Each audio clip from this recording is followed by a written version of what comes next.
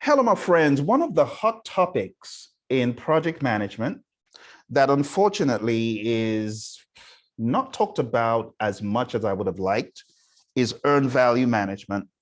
And earned value management was covered in quite great depth in PMBOK 6. But in PMBOK 7, I think they gave it maybe a couple of pages or so. And that is not indicative of the industry because it's still very important. But what exactly is earned value? This is what I want to study with my friends on the call today. So Darren is studying earned value and Sarah is in my PMP class. And we're just going to break down earned value for a layman. Earned value is a way of measuring status, progress, and how well your project is. You could say project health. Now, unlike many other trainers that have not experienced earned value, I have used earned value in a well-known aerospace firm named Honeywell in customer and product support, defense, and space. So I've used the real deal, the real stuff. And I want to take what I've learned and share it with you so that you got a better understanding of earned value. So I'm going to walk through a little scenario on the screen, and I want you to ask questions along the way. I want you to put in any comments. I'm a huge proponent of earned value. I actually wrote a book on earned value, so I'm going to show you my book here in a moment. Let's grab the book. So there's the book I wrote on earned value. It's very digestible. I'm going to put a link below. It's called Earned Value Management Basics. I'm very passionate about earned value because I know it works. I have seen it work. It has been the story of my life. And I have added immense value to not just my students, but also the people that I met at Honeywell, who I trained on earned value. I actually got my department to like earned value. Because if you come across earned value at first, you may think it's laborious until you understand what good it is doing for you. So let's jump into what earned value can do by bringing up an Excel sheet. So imagine you're working on a project and you have three major components of the project in terms of the money, right? Or in terms of the performance. You've got how much work will be done. That's your plan. How much work are you going to do? Oh, I'm going to do XYZ amount of work. That's the plan, right? We call this planned value. So assuming that in the month of January, right, you are planning to get a certain amount of work done to the tune of $5,000. This 5,000 is your plan. That's your planned value, right? Planned value is how much work are you planning on accomplishing? How much work will be done? Pretty straightforward, right? And the question could be, okay, how do you know it's 5,000? It's 5,000 because you put a price tag of $5,000 on it when you did your budget. So you did your budget and you said, okay, the work is going to be $5,000 worth of work, and we're going to get it done in 1 month of January. So the planned value, we refer to that as the budgeted cost of work scheduled. Budgeted cost of work scheduled. That's planned value. Think about it. I'm budgeting to get $5,000 worth of work done. The schedule is 1 month. So for planned value, you need two things. You need to understand the value of the work, and you need to understand the time box, the schedule. That's planned value, okay? Then the other component we have is how much work was done. In other words, how much was earned And that's earned value that we're talking about, earned value. And we call this BCWP, budgeted cost of work performed. Okay. Now, imagine you were working on this project and you were not able to accomplish all of the work that you had set out to. Maybe you got less work done. Let's say you got $3,500 worth of work done. Let me just put 3500. Okay, so you got $3,500 worth of work done. It shows me that you got less work done than planned. Is that good or bad? What would you say, Darren? Is that good or bad to get less work done than planned? That would be bad. It's bad. Not good, exactly, Sarah. And you know, you can eyeball these things as an earned value expert or professional. You look at the earned value and you look at the planned value. And if the earned value is less than the planned value, it's never good. The moment earned value is less than the planned value, you got less done. It's that simple. Now, the final thing here is how much was spent on work done. In other words, the actual. This is where people get thrown off a little bit. It needs a little bit of introspective thought, actual cost, because you really need to keep your eye on the differences. The subtlety here is how much did I actually spend, actual cost of work performed? How much did I actually spend to get this work done? Yes, I got 3,500 done, but how much did I spend? And if the answer is, I actually spent $6,000, I went over. Oh, is this good or bad? Same question. What would you say? That would be bad. It's bad, exactly. So in this world of earned value management, we have these three. These are the big three: planned value, earned value, actual costs. And when you've got these numbers, you're able to compute the derivative metrics. And I'm going to show you the derivative metrics right now. So the derivative metrics are this, like this. What is the cost variation here? That's one question. And that is really just looking for what we call the cost variance, CV, right? Cost variance. And the cost variance is a simple formula for it. CV is equal to EV minus AC. We'll come back to that formula.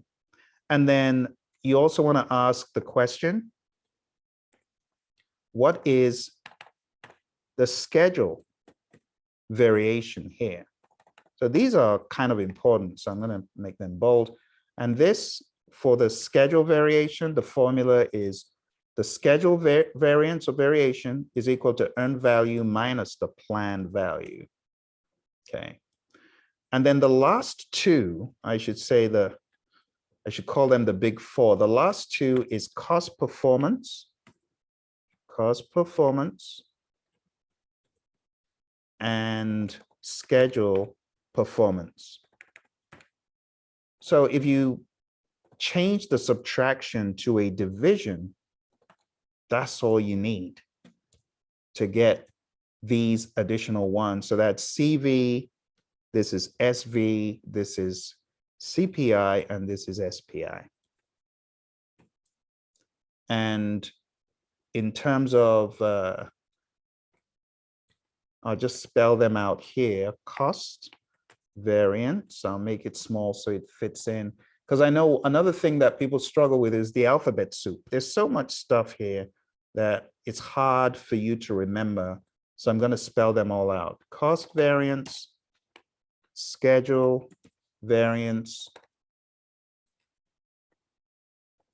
cost performance index, and schedule performance index. I'll make these wrap. All right, so there you have it, cost variance, schedule variance, CPI, SPI. Now, if we wanted to compute this, all we need to do is create a formula. This cell is equal to earned value. So we're going to click earned value minus actual cost. This cell is earned value minus planned value. This cell is earned value divided by actual cost. And this is earned value divided by planned value. And this tells me immediately, I am only getting 70% of the work done. This tells me I'm only getting 58 cents for every dollar spent. That's not good. Same thing if I created additional numbers here for February. Let's say this is 7,500. This is 7,450. This is 6,900. And I'll just format everything in accordance. And let's say this is February. And what you need to understand is January's performance does not necessarily mean February's performance is going to be the same. If we take this and just copy it over, and we have similar metrics. Let me just sum it up. Make it 0.993. Okay. So we got February's numbers in there. And what you're going to find over time, okay, it was really bad in January. Oh, it's a little bit better. It's a lot better, 0.99. And then for March, this is how it is done in industry, because this is all the standalone months, okay? So I'll do a cumulative as well, cumulative inception to date, so that you can see how everything unfolds. You know, when you do this stuff in an organization, you don't just want to see the singular months, you also want to see the cumulative. So let me put in some other numbers here, 5354, 5234, 5800, and I'm just making these up. In the real world, you would get these from actual scheduling. So if you schedule work to be done, that will give you an idea of what your planned value is.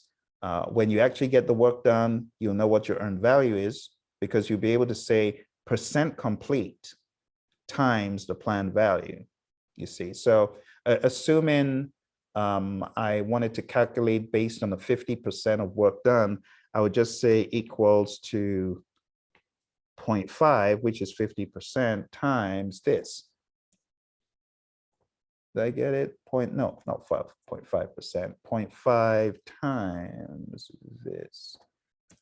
And then it will calculate 50% of my planned value to give me my earned value. If it was 43% of work was done, then the formula would need to say 43% of the planned value is my earned value. And there are different ways you can compute your earned value. So there are different formulas, but we won't go into that today. I have a lot of other videos on the 5 ways you can determine your earned value, but that's for a different day. As far as this is concerned, just copy the formula. And in companies, you know, even though some of them have fancy software, Excel is still your friend, because you could be asked for some ad hoc report. So you really need to know how to work the formulas in Excel so that you can just whiz between the fields and crank out a report. Now that we've done all of this, we could say equals the sum. We want to find the sum of January, February, and March. There it is. And we're just going to copy that down to get everything else as far as the other months. So it's just copying the formulas over. But as far as this is concerned, we're not copying all of this. We're not going to add these up No, that's not what we're going to do. Instead, we're just going to ask, what is the cost variance based on the cumulative planned value, earned value, and actual cost? And we're just going to do that same formula. I think we should be able to carry the formula across because it should hold true, being that we calculated these. So if you copy the formula over, you can find the cumulative cost variance, cumulative schedule variance. And when it comes to these SPI and CPI, this is where adding these up. Oh, I'm sorry. We've actually got a $ there. That is not wanted because CPI is not it's not numeric, like it's not currency. So just say general, and let's okay, that's better. So we definitely don't want $ on the CPI or the SPI, only on the CV and the SP, because they will cancel, dollar will cancel dollar, and that's how you get this. And that's just a very quick summary of how earned value works. So if I was on this project in the month of January, I will get my wrist slapped. February, I'm looking better. March, you're not looking too good. I get my wrist slap. And then the cumulative effect, because management is looking cumulative, and you know, they'll have something to say. Any questions about this? No, that makes pretty good sense as long as we're following the formulas and able to copy them over. I think you can stay on task with these numbers, but it was super helpful to see it in a real world setting play out, and knowing like, okay, if I'm actually under zero and it's bad, what is it going to look like on an actual spreadsheet with real numbers? There you go. Fantastic. Excuse me. Sarah, any comments?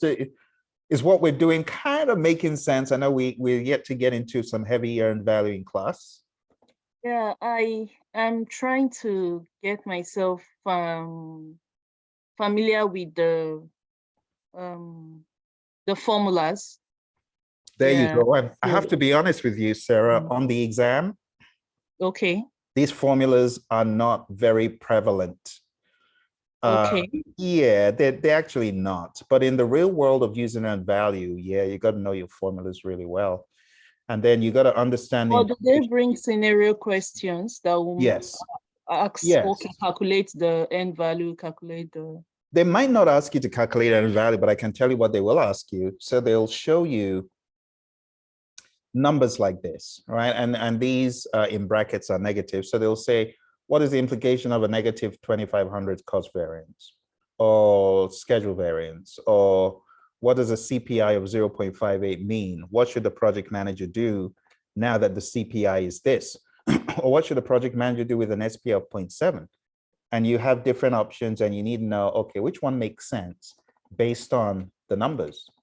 So if you have a low SPI, it could mean maybe look for crashing or fast tracking options. Or if your SPI looks really good, you don't need to do anything. You know, if your SPI or your CPI here is a 1.08, if someone is telling you to do something about this, they're wrong. And the exam is going to test you to see, do you know that a 1 is good performance? Anything less than 1 is undesirable performance. That's what the exam is really going to test you on. Okay. Make sense? Yeah. Okay. Good deal. Okay.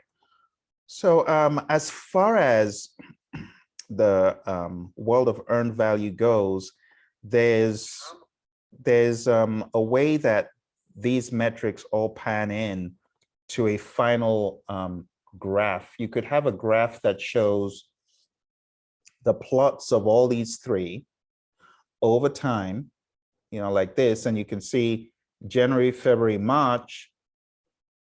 What is the trend?